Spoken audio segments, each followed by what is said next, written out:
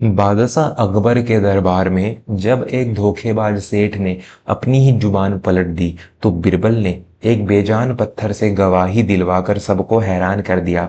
आज की यह कहानी आपको बहुत बड़ा सबक देगी। मुगलिया सुल्तनत के दरबार में एक दिन रामू नाम का एक गरीब किसान रोता हुआ आया। उसने बादशाह अकबर के सामने अपनी फरियाद रखी। जहांपना, मैंने अपनी बेटी की शादी के लिए धनीराम सेठ के पास अपनी जिंदगी भर की कमाई 500 स्वर्ण मुद्राएं जमा की थी। आज जब मैं पैसे मांगने गया तो सेठ कहता है कि मैंने उसे कभी कोई पैसा दिया ही नहीं। अकबर ने धनीराम सेठ को दरबार में बुलाया। सेठ बड़ा चालाक था।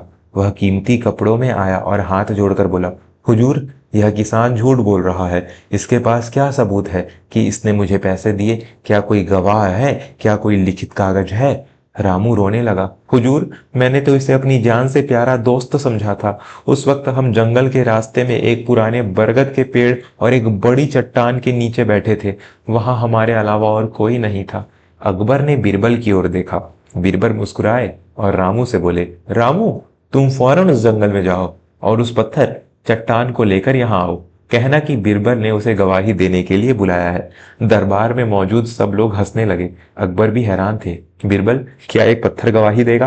तुम होश में तो हो? बीरबल ने कहा, हुजूर, सब्र रखिए। रामू जंगल की ओर चल दिया।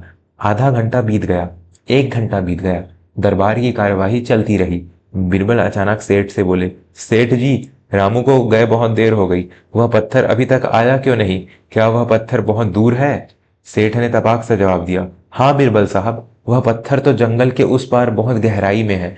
वहां तक जाने और आने में कम से कम 3 घंटे लगेंगे। रामू इतने जल्दी कैसे आ सकता है? बिरबल के चेहरे पर एक विजयी मुस्कान आ गई। उन्होंने जोर से कहा, जहांपना, गवाह मिल गया और गवाही भी हो गई। पूरा दरबार सन्न रह गया। अकबर ने पूछा, कैसे बीरबल? पत्थर तो यहाँ आया ही नहीं।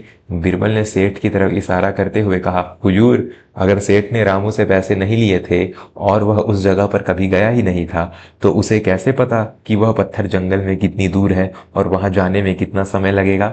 इसने अभी खुद कबूल किया है कि वह उस पत्थर चट्टान वाली जगह को अच्छी तरह जानता है। सेठ का चेहरा सफेद पड़ गया। उसके पैर कांपने लगे। उसने अपनी चालाकी में यह भूल कर दी थी कि अनजान जगह का रास्ता और दूरी कोई नहीं बता सकता। वह अकबर के पैरों में गिर पड़ा। हुजूर, मुझे माफ कर दीजिए। लालच में आकर मैंने झूठ बोला था। मैं रामू के पैसे लौटा दूंगा। अकबर बिरबल की चतुराई देखकर बेहद खुश हुए। उन्होंने सेठ पर भारी जुर्माना लगाया और रामू को उनकी मेहनत की कमाई वापस दिलाई। झूठ बोलने वाले के पैर नहीं होते। ईमानदारी का रास्ता लंबा हो सकता है पर अंत में हमेशा सत्य की ही जीत होती है।